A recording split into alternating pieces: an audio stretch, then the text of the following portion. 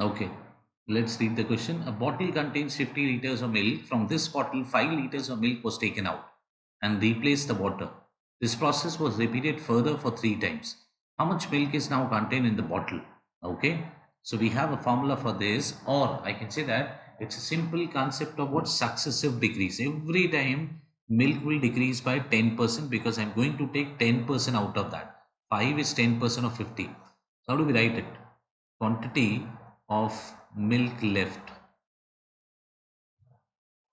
by quantity of milk present initially is always given by 1 minus y by x to the power n.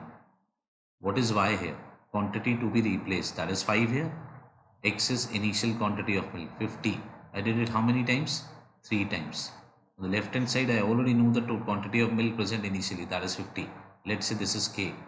This K becomes 50 into, this will give you 0.9, 0.9 Q, that is 0.729. So 50 into 0.729 will be the quantity of milk left, which is equal to 36.45. So my answer becomes first option.